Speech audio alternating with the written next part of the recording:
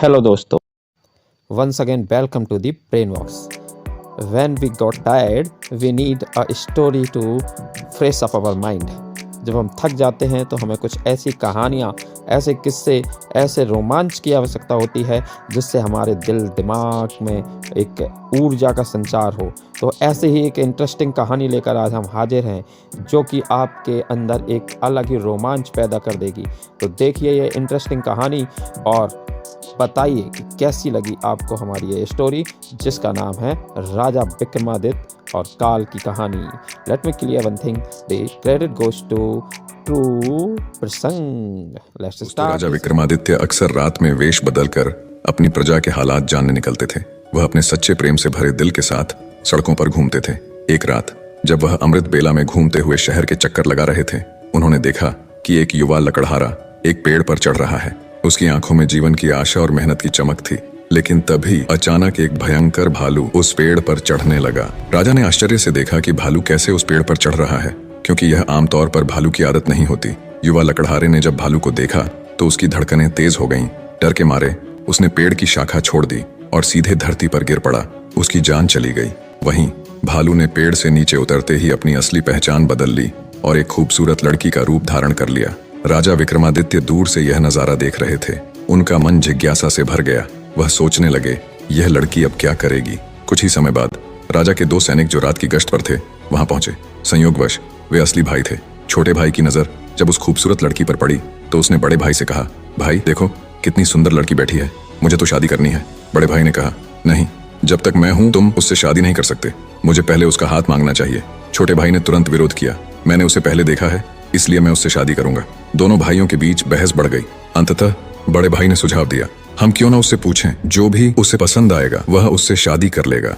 जब दोनों भाई उस खूबसूरत लड़की के पास पहुंचे, बड़े भाई ने पूछा, हे सुंदरी, तुम कौन हो और यहाँ क्या कर रही हो। लड़की ने जवाब दिया, मैं पास के गांव में रहती हूँ और अपने पति की खोज में इस जंगल में घूम रही हूँ। छोटे भाई ने पूछा, तुम्हारा पति कहाँ है, अगर तुम चाहती हो तो हम तुम्हारी मदद कर सकते हैं। लड़की ने मुस्कुराते हुए कहा, मैं अभी अविवाहित हूँ और एक योग्य व्यक्ति की खोज में हूँ। छोटे भाई ने गर्व से कहा, हम दोनों भाई अभी अविवाहित हैं, तुम चाहो तो किसी एक से शादी कर सकती हो। लड़की ने एक शर्त रखी, मैं उससे ही शादी करूंगी जो तुम दोनों में से सबसे बहादुर और शक्तिशाली होगा। ये सुनकर दोनों भाइयों में लड़ाई शुरू हो गई। अपनी बहादुरी साबित करने के लिए उन्होंने अपनी तलवारें निकाली और एक दूसरे को घातक चोटें पहुंचाईं। अंततः दोनों भाइयों ने एक दूसरे को मार डाला और लड़की ने खौफनाक तरीके से हंसते हुए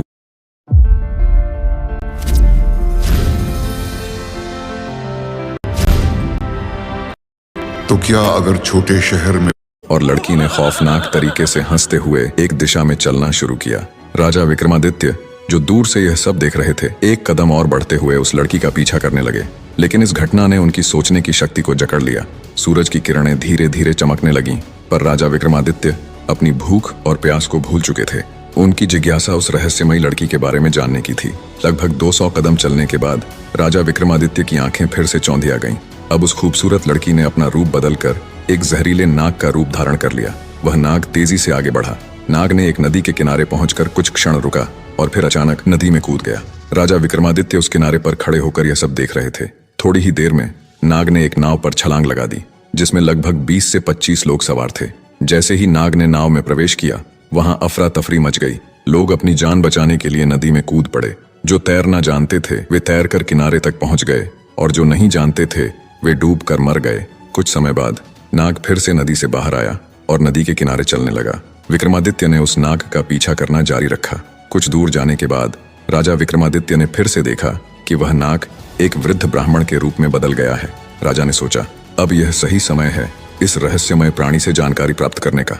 विक्रमादित्य तेज कदमों से उस ब्राह्मण के पास पहुंचे और हाथ जोड़कर नमस्कार किया। वृद्ध ब्राह्मण ने भी हाथ उठाकर अभिवादन स्वीकार किया और आशीर्वाद दिया।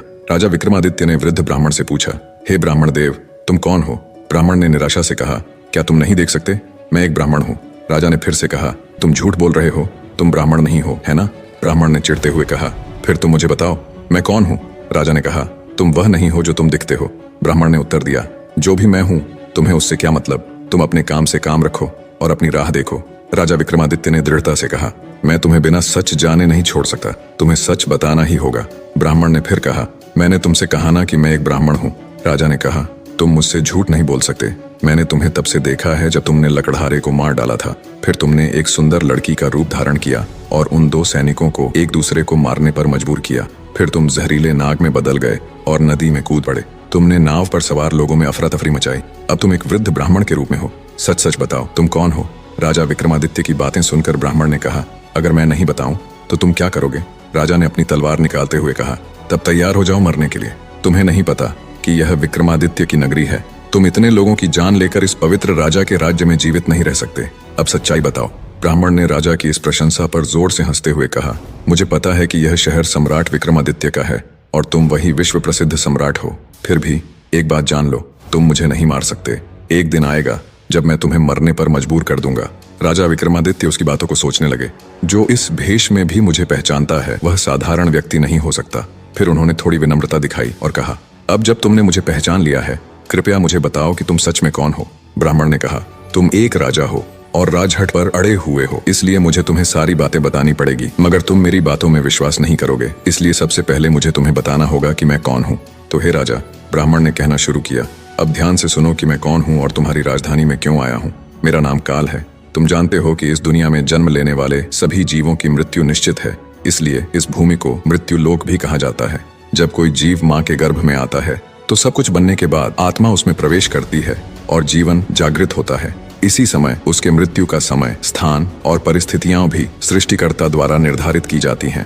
हे राजा, ब्राह्मण ने आगे कहा, तुम जानते हो कि चित्रगुप्त हर जीव की जीवन और मृत्यु का रिकॉर्ड रखते हैं। जब किसी जीव की मृत्यु का समय आता है तो वह धर्मराज को सूचित करते हैं। अब चूंकि सभी जीवों की मृत्यु और मुक्ति का विभाग भगवान शिव के पास है, इसलिए धर्मराज भगवान शिव से अनुमति मांगते हैं कि उस जीव को मृत्यु दी जाए। जब भगवान शिव अनुमति देते हैं तो धर्मराज मुझसे यानी काल से कहते हैं कि जाओ और उस व्यक्ति की जान ले लो। तब मैं इस मृत्यु लोक में आता हूँ। ब्राह्मण ने अपनी बातें जारी रखी। मुझे पता होता है कि कौन जीव कब, कहाँ और किन परिस्थितियों में मरेगा। मैं उस जीव को निश्चित स्थान पर निश्चित समय पर पहुंचाता हूँ जहाँ उसकी मृत्यु लिखी गई होती है। मैं वही परिस्थितियां और स्थिति बनाता हूँ। हे राजा, ब्राह्मण ने कहा, मैंने उस लकड़हारे को नहीं मारा। राजा विक्रमादित्य ने कहा, तुम फिर से झूठ बोल रहे हो। मैंने अपनी आंखों से देखा कि तुम उस लकड़हारे की मृत्यु का कारण बने। ब्राह्मण ने कहा, बिल्कुल मैं कारण बनता हूँ, लेकिन भौतिक लोग सोचते हैं कि लकड़हारा पेड़ से गिरकर मर गया और फिर मुझे धर्मराज के आदेश का पालन करना होता है। उसकी मृत्यु पेड़ से गिरने के कारण लिखी गई थी, इसलिए मैंने एक रूप धारण किया और वही परिस्थितियां उत्पन्न की ताकि वह उस घटना का शिकार हो जाए। सोचो, ब्राह्मण ने समझाया, अगर मैं असली रिच होता तो क्या वह कभी पेड़ पर चढ़ पाता? वह कभी नहीं चढ़ सकता था, लेकिन मैं वहां था और मेरे लिए कुछ भी असंभव नहीं है। अगर हम उन सैनिक भाइयों की बात करें तो मैंने उन्हें भी नहीं मारा, क्योंकि उनकी मृत्यु एक दूसरे के हाथों लिखी गई थी। इसलिए मैंने उनके लिए एक सुंदर लड़की का रूप धारण किया। नाव में जो कुछ लोगों की मृत्यु डूबने के कारण हुई, उनकी मृत्यु भी इसी तरह लिखी गई थी। इसके लिए मुझे भयानक नाग का रूप धारण करना पड़ा और उस नाव में जाना पड़ा। ब्राह्मण ने राजा की ओर देखा और कहा, हे राजा, मुझे लगता है कि अब तुम समझ गए होगे कि मैं कौन हूँ और क्यों आया हूँ, और तुमने यह भी समझ लिया होगा कि समय, स्थान और परिस्थितियों का भौतिक जीवन में कितना महत्वपूर्ण रोल होता है। राजा विक्रमादित्य ने काल के रूप में उपस्थित बूढ़े ब्राह्मण की बातें ध्यान से सुनी और उनके चेहरे पर गंभीरता छा गई। काल ने कहा, हे राजा, अब मैं जा रहा हूँ। राजा विक्रमादित्य ने विनम्रता से कहा, हे कालदेव, आपने मुझे बहुत अच्छी जानकारी दी है, जिसके लिए मैं आपका धन्यवाद करता हूँ। कृपया जाने से पहले मेरा एक और सवाल का जवाब दें। काल ने कहा, पूछो, जो भी पूछना है जल्दी पूछो, क्योंकि मेरे पास यहाँ रहने का ज्यादा समय नहीं है। राजा ने पूछा, कृपया बताएं कब और कहाँ और कैसे मेरी मृत्यु होगी। कालदेव ने उत्तर दिया, हे राजेंद्र, मैं तुम्हें बता सकता हूँ कि तुम कहाँ और कैसे मरोगे, लेकिन कब मरोगे यह नहीं बता सकता।